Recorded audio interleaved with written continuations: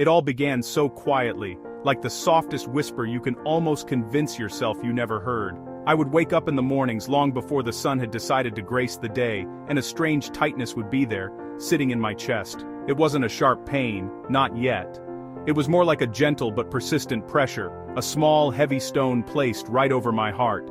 I'd make my coffee, sit at my familiar kitchen table, and try to breathe through it, telling myself it was nothing more than the weight of a busy life. The fatigue was another constant companion, a deep, bone-weary tiredness that no amount of sleep seemed to touch. And the stairs, once just a simple path to my bedroom, became a small mountain, leaving me breathless at the top, gasping for air. I chose to believe it was stress. I promised myself I would find time to rest, later. I carried this secret with me into the world, a silent burden tucked beneath my professional smile. At work, I was the picture of competence, moving from meeting to meeting, my fingers flying across the keyboard as if nothing was wrong, but the little stone in my chest remained. Sometimes, a dull ache would radiate down my arms, making them feel strangely weak and heavy. I'd pause, rub the spot, and reach for another cup of coffee, pushing the feeling down with a fresh wave of caffeine. The deadlines were important, the projects were urgent, and my body's quiet pleas felt like an inconvenience I simply couldn't afford. I believed, with a stubbornness I now see as foolish, that if I just kept moving, the pain would eventually give up and go away. It was a choice to ignore what my own body was so desperately trying to tell me. Days melted into weeks, and the whispers grew louder, more insistent. The fatigue deepened until it felt like I was walking through water. There were moments of dizziness now, sudden spells, where the room would gently spin, forcing me to grip the edge of my desk until it passed. At the office, my colleagues would see me pause, my eyes closed, taking a deep, deliberate breath. If they asked if I was okay, I would nod and smile, a practiced and reassuring gesture that masked the growing unease within. I kept it all to myself. I didn't want to worry my family or appear weak. I thought I was being strong, but I was simply being a fool, building a wall of denial, one ignored symptom at a time. This pattern of dismissal became my new normal. The tightness in my chest was just a part of my day, like the morning traffic or the emails flooding my inbox. The shortness of breath was just a sign I needed to slow down a little, maybe take the elevator more often. Every signal my body sent was met with a rationalization, an excuse to keep pushing forward without interruption. I was so focused on the demands of my life, my work, my responsibilities, that I failed to see that my very foundation was crumbling. One ordinary afternoon, the world was painted in the warm, hazy tones of late-day sun. I was standing at a bus stop, my briefcase in hand, my mind already rehearsing the points for a morning meeting. The air was mild, yet I could feel a strange heat rising within me. My heart began to beat not just fast, but erratically, a frantic drum against my ribs that felt entirely separate from me. My breath hitched, catching in my throat, each inhale a shallow, unsatisfying gasp.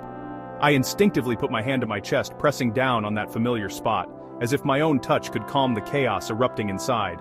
It was a silent, desperate plea for everything to just stop. Then, a profound weakness washed over my legs. The faces of the people around me blurred, their casual expressions twisting into looks of alarm. I was falling. I saw the pavement rushing up to meet me. I felt the jarring impact. And then, the pain, no longer a small stone, but a crushing, all-consuming force that stole my breath and pinned me to the earth. Somebody help, call 911. A woman's voice cut through the fog. The sounds of the city faded, replaced by a dull ringing in my ears. With a final weary surrender, I let my eyes close. In those fleeting moments, I should have listened. The afternoon sun had been warm on my skin. Now, a profound and terrifying cold was all I could feel. The sharp, panicked voice of a stranger. The distant wail of a siren grew steadily louder. It was the sound of help coming, of hope arriving in a flash of red and white lights. They knelt beside me, voices steady and reassuring, asking questions I couldn't answer. You are not alone. We are here. We will take care of you. One placed cool fingers on my wrist, placed an oxygen mask over my face. The rush of cool, clean air into my lungs was a small miracle. They worked quickly and efficiently, cutting away my shirt, attaching sticky pads to my chest, starting an IV in my arm. As they lifted me onto the stretcher and secured the straps, I felt a flicker of something beyond the pain and fear. It was a sense of surrender, of placing my life entirely into the hands of these strangers. The doors of the ambulance closed, shutting out the world. I was on my way, a passenger on the most important journey of my life. Inside the swaying, rattling world of the ambulance, the siren was a constant, piercing song. It was the soundtrack to my race against time. The two paramedics moved around me, their actions fluid and synchronized in the confined space. One of them kept her eyes on the monitor. A screen filled with frantic green lines and numbers that meant everything. The one who had started my IV now held my hand. We're going to take good care of you. Just try to breathe. Her voice was kind, a soft anchor in the storm of beeps and engine noise. I tried to breathe slowly. The pain was a relentless wave, but her presence was a small island of safety. She told me her name. She told me she would not let go. The journey felt both impossibly long and incredibly short. The beeping of the heart monitor would sometimes speed up into a frantic alarm, and the paramedics would move even faster. They were giving me medicine through the IV, telling me it would help with the pain and help my heart. I could feel a subtle shift, but the fear remained, a cold and constant companion. I thought of my family. I wondered if they knew. I wondered if I would ever see them again. The emergency room was a blur of controlled chaos, but soon I was moved to a different place, a quieter place. They called it the ICU, the intensive care unit. The name itself felt heavy, significant. The room was bathed in a dim, soft light. The air smelled clean, sterile. Medicine. Antiseptic. This was to be my new world, a world defined by the rhythmic sounds of machines that had become an extension of my own body, the gentle whoosh of the ventilator, the steady, reassuring beep of the monitor, displaying the fragile rhythm of my heart on a glowing screen. A team of doctors surrounded my bed. A doctor, with kind eyes and a quiet voice, leaned in close. He explained what had happened. I had experienced a major cardiac event, a heart attack. He spoke in simple, clear terms. He explained the purpose of each tube and wire, transforming terrifying attachments into instruments of healing. Nurses adjusted my IV lines. Nurses checked my vitals. Nurses made sure I was comfortable. Through the large glass wall of my room, I could see them, my family, huddled together, faces etched with worry and love. When the visiting hours allowed, my wife came in. She sat by my bed and took my hand. She didn't say much. She didn't have to. The hours in the ICU blended into one another. The digital symphony of machines working tirelessly to keep me here. In this sanctuary of beeps and whispers, I was a life being fiercely protected. The care I received was more than procedure. It was profoundly human. The first few days after the storm were terrifying. My body felt like a fragile vessel. Simply lifting my head left me exhausted and breathless. My voice was a thin, reedy whisper. But in this place of profound weakness, I was never alone. The nurses were my constant support. They helped me with everything. They patiently spoon-fed me broth, gelatin.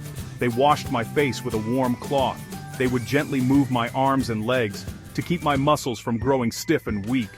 Slowly, painstakingly, my body began to respond. The first true victory was sitting up. They helped pivot my legs, push my torso upright. I sat there, but I was sitting. It felt like a monumental achievement. The next victory was standing, then taking a few shuffling steps. Each step was a negotiation. My breath still came in ragged gasps, but the sharp, crushing pain had softened. It was progress. A kind therapist became my guide. She taught me how to breathe again. Gentle exercises I could do while lying in bed. The day I walked to the window, I felt as though I had climbed a mountain. I placed my hand on the cool glass and looked out at the world, at the sky. I looked at the trees. I watched the cars. My hand trembled from the overwhelming joy of this small, reclaimed piece of life. My family celebrated every tiny milestone. A dear friend made me laugh. My sister brought me a small green plant, a living symbol of growth and renewal. Walking out of the hospital and into the fresh air was like being born all over again. The world felt brighter, the colors more vivid, the sounds sharper. The simple act of breathing air that didn't smell of antiseptic was a luxury I had never before appreciated. At home, my own bed, my own chair, my own coffee cup, these familiar objects felt sacred. Life did not simply return to normal, it couldn't. I was a different person. My days were no longer a frantic race. They unfolded with a gentle, deliberate slowness. My new life was built around healing. My recovery continued with slow, purposeful walks. I didn't listen to music. I listened to the world around me. I noticed sunlight filtering through leaves. I noticed birds calling. The trees themselves seemed kinder. I ate healthy food, meals prepared with love. I learned the power of the word no. I said no to extra work. I said no to late nights. I said no to anything that threatened my fragile peace. Rest was vital. Follow-up visits. He listened to my heart, checked my blood pressure, reviewed my charts. He would smile and tell me how strong I was becoming. I took my medicine faithfully. I learned to listen to its signals before they became screams. I talked openly with my family. We were a team. I began to share my story, not for sympathy, but as a gentle warning. I told my friends, I told my neighbors, I told my colleagues, to make the call they've been putting off, to seek help before a crisis forces their hand. When I look back on that dark time, the lessons I learned are not complicated. They are simple, fundamental truths that are now carved into my heart. The most important one is this: my body was sending me alarms, not suggestions. The tightness in my chest, the profound fatigue, the difficulty breathing. These were not minor inconveniences to be powered through. They were urgent warnings.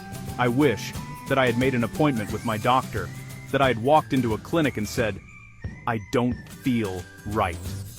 A single, simple conversation could have changed my entire story. I learned that asking for help is not a sign of weakness. It is an act of profound strength and self-respect. It's the courage to be vulnerable. It's the wisdom to admit when you need support. We have a plan. We are a team. I have 3 short phrases that I've saved as a note on my phone. I look at them every single morning. They are not grand or poetic, but they are powerful reminders of what truly matters. Early treatment saves lives. Your life is precious. These lines have become my personal mantra. I share them with the people I love. I tell my children to never be afraid to speak up if they feel unwell.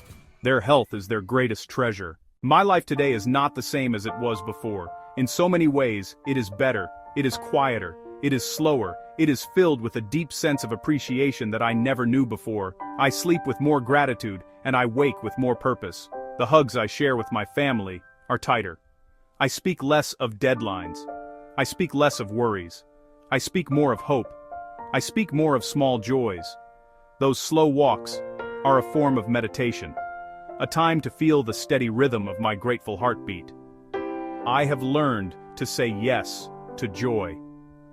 I have learned to say no to the things that steal my peace and harm my health.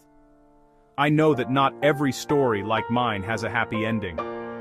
I write my story, and I share it for them too. I share it so you might recognize the small, persistent signs.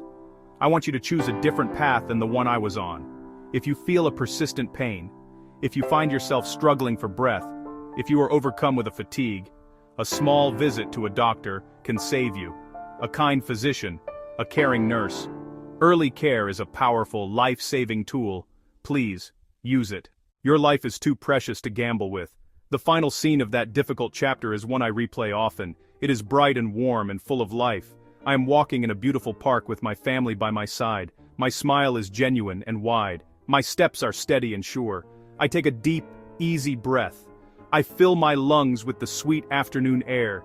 I feel no pain, no tightness, only peace. I look up at the sun and feel its warmth. My child is laughing beside me. I say the words that mean everything. We are here. We are together. In that simple moment, I know I have truly survived.